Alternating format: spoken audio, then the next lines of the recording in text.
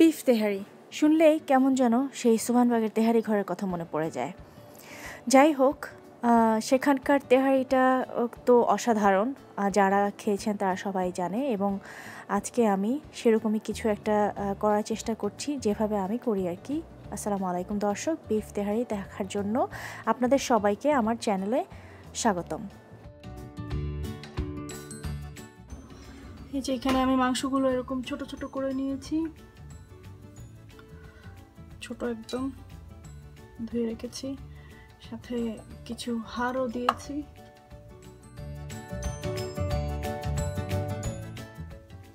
এখন গুঁড়ো মশলা আমি যা যা নিয়েছি এর মধ্যে হচ্ছে এখানে ধনিয়া গুঁড়া আছে হচ্ছে পুরো 1 টেবিল চামচ।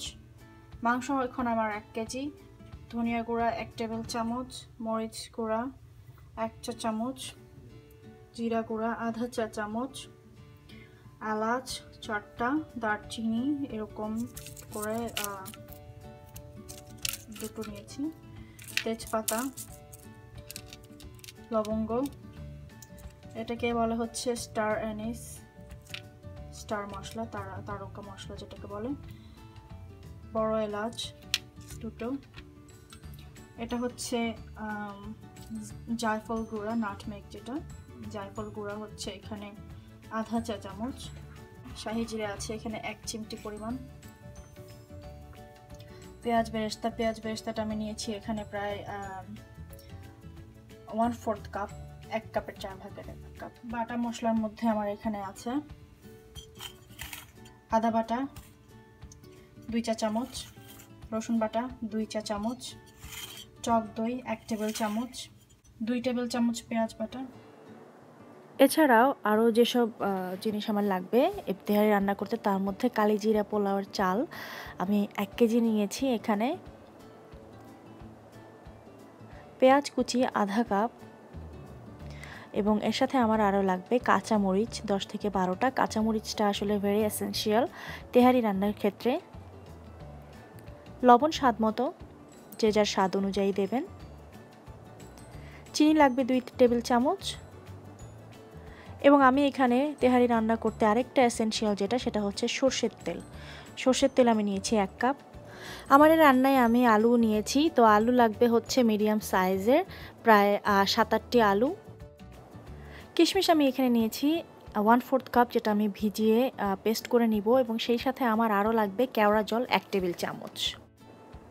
প্রথমেই সবগুলো গুঁড়ো মশলা আমি এর মধ্যে গরম মশলা এবং গুঁড়ো মশলা, পেঁয়াজ বেরেস্তা সহ, সাথে আদা রসুন এবং পেঁয়াজের যেই পেস্টটা রয়েছে, এবং 1 টেবিল চামচ টক দই এর সাথে মিশিয়ে এগুলো সব মাখিয়ে নেব, এবং এর মধ্যে আমি কেওড়া জলটাও দিয়ে দিব। কেওড়া জল আমি 1 টেবিল চামচ এখানে ব্যবহার করছি, এবং এর সাথে আমি সবগুলো মাখিয়ে যে কিশমিশের যে পেস্টটা তৈরি করেছি, আমি কিশমিশটাকে ভিজিয়ে রেখে ব্লেন্ড করে নিয়েছি, সেটাও আমি এর মধ্যে দিয়ে দিব। দিয়ে একসাথে মাখিয়ে এটাকে আমি রেফ্রিজারেটরে রেখে দিব অন্তত 2 ঘন্টার জন্যে। খুব ভালো করে মেশাতে হবে। এইসব মাংস ম্যারিনেশনের ক্ষেত্রে হাত ব্যবহার করাটাই ভালো। আমি কিশমিশ বাটাটা দিয়ে দিচ্ছি। কিশমিশ বাটাটা মিশিয়ে একসাথে এটাকে আমি ঢেকে আমি নর্মাল ফ্রিজে রেফ্রিজারেশনের জন্য, আমি ম্যারিনেট করার জন্য এটাকে আমি 2 ঘন্টা রেখে দিচ্ছি।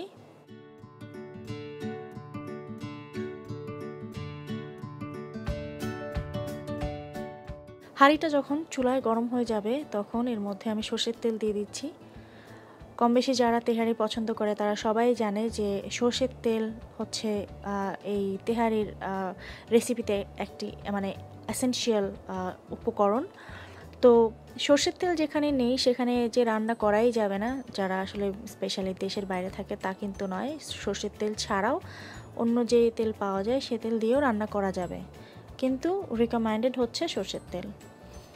পেঁয়াজটা যখন হালকা বাদামি হয়ে গেল, এর মধ্যে আমি মাংসটা আমি রেফ্রিজারেটরে রেখে দিয়েছিলাম ম্যারিনেট করার জন্য, সেটা দিয়ে দিলাম। সেটাকে আমি 5 মিনিটের মতো এখানে তেলে ভেজে নিব, এবং 1 কাপ পরিমাণে পানি দিব।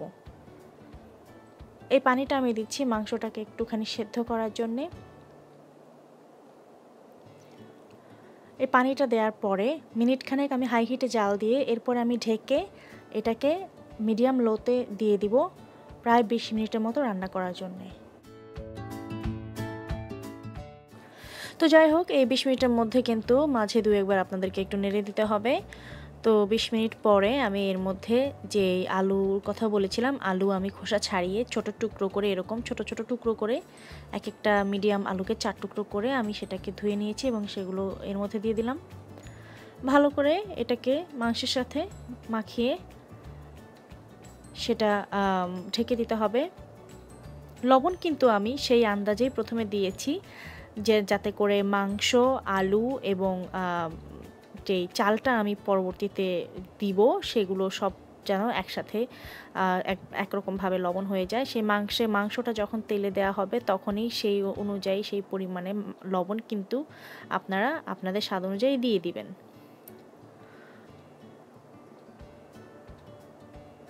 তো এরকম অবস্থায় আরও 10 মিনিট রান্না করার পরে আমি এর মধ্যে চিনিটা দিয়ে দিচ্ছি, 2 টেবিল চামচ চিনি। ভালো করে নেড়ে এর মধ্যে আরও 2 টেবিল চামচ টক দই। এর মানে হচ্ছে এই পুরো রান্নায় টোটাল আমাদের 3 টেবিল চামচ টক দই লাগছে। 1 টেবিল চামচ টক দই আমরা ব্যবহার করেছি মাংসটাকে ম্যারিনেট করার জন্য এবং 2 টেবিল চামচ আমরা এই পর্যায়ে এসে রান্নার অ্যাড করলাম এই মাংসের মধ্যে। এবার আমি ঢেকে দিচ্ছি মাংসটা যেন পুরোপুরি সেদ্ধ হয়ে যায় এবং সেই সাথে আলুটাও। 5 মিনিট এভাবে মিডিয়াম হিটে রান্না করার পরে আমি এটাকে ঢাকনা খুলে এর মধ্যে কাঁচামরিচগুলো দিয়ে দিচ্ছি। কাঁচামরিচ আপনারা চিড়ে দেবেন না, কেটে দেবেন না, কোনো দিক থেকে কাটার দরকার নেই, তাহলে ঝাল বের হয়ে যাবে। আমরা শুধু ফ্লেভারটাই ব্যবহার করছি এই রান্নায়। আরও 10 মিনিট এভাবে রান্না করার পরে যখন আপনারা দেখবেন যে তেল মশলার থেকে সরে এসেছে, তেলটা ভেসে উঠেছে, তেল দেখা যাচ্ছে, তখন এই ধুয়ে রাখা চালটা আপনারা দেখতে পাচ্ছেন, চালটা ধুয়ে আমি পানি ঝরিয়ে রেখেছি, ঝরঝরে দেখা যাচ্ছে, এভাবে এর মধ্যে দিয়ে দিতে হবে। এবং এখানে একটা জিনিস খুবই ইম্পর্ট্যান্ট, পানির ব্যাপারটা। আমি যেই বোলটাতে চালগুলো দেখলেন সেই সেম বোলটাতেই আমি পানি এখানে দেব। যতটুকু পরিমাণে আমার চাল ছিল ওই বোলে, ঠিক ততটুকু পরিমাণের পানি দিব এবং সেই সাথে আরও 1 কাপ মিশিয়ে দিব। তার মানে যদি 1 কেজি চাল একটা বোলে নিলে যতখানি হয় সেই ততখানি পরিমাণের পানি আপনারা দেবেন এবং সেই সাথে আরও 1 কাপ অ্যাড করে দেবেন। এই হচ্ছে পানির মাপ আমি যেভাবে রান্না করি। যাই হোক, এভাবে আরও 20 মিনিটের জন্য রান্না করার জন্য বসিয়ে দিলাম, কিন্তু এভরি 5 মিনিট পরে 2-1 বার এভাবে নেড়ে দিতে হবে, কারণ যেহেতু আমরা মশলা, মাংস এবং পানির মধ্যে চালটা দিয়ে দিয়েছি, এটা নিচ থেকে পোড়া লাগার সম্ভাবনা অনেক বেশি। 20 মিনিট পরে যখন চালটা এরকম সেদ্ধ হয়ে যাবে তখন এটাকে এরকম আলগা আলগা করে উল্টে দিতে হবে। খুব বেশি চাপা যাবে না, এটাকে চেপে দেওয়া যাবে না, এটাকে একটু লুজ লুজ করে পোলাওটাকে ঝরঝরা করে দিয়ে ঢাকনাটাকে এভাবে খোলা রেখে দিতে হবে, যাতে করে আর বেশি নরম না হয়ে যায় এবং উপর থেকে ড্রাই লেয়ারও না পড়ে।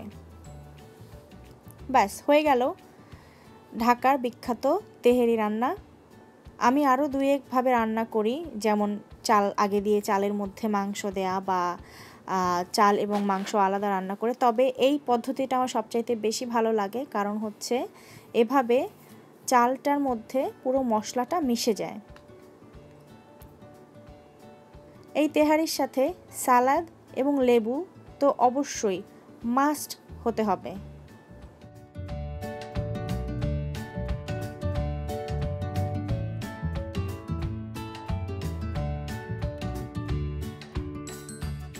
আমি এখন থেকে আমার পুরো ভিডিওতে একটি ওয়াটারমার্ক সবসময় দিয়ে দিব, যেটার কারণে হয়তো আপনাদের একটু অস্বস্তি লাগতে পারে এই ভিডিও দেখতে, বাট আপনাদের এটাও আমি বলতে চাই, যারা আমার ভিডিও রেগুলার দেখেন তারা হয়তো জেনে থাকবেন যে আমার ভিডিওগুলো, আমার চ্যানেলের ম্যাক্সিমাম ভিডিও অন্য কেউ একজন বা কারা ডাউনলোড করে এবং তাদের নামে চালিয়ে দিচ্ছে, যেটা একদমই বেআইনি এবং আমি ইউটিউবে এর বিপক্ষে অ্যাকশন নিচ্ছি।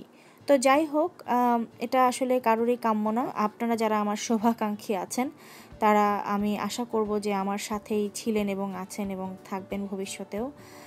আর আমার চ্যানেলে সাবস্ক্রাইব করবেন, অন্যদেরকে উৎসাহ করবেন সাবস্ক্রাইব করতে, এবং আপনারাই আমার সবসময় এনকারেজ হয়ে থাকবেন। সবাই ভালো থাকবেন। If you have any question regarding this video, please comment below. If you like my videos, don't forget to subscribe to my channel and share with your friends and family. My channel name is Selena Rahman. New videos are uploading to my channel every Tuesday and Friday. Till then, stay safe, keep eating healthy, my friends. Allah Hafiz.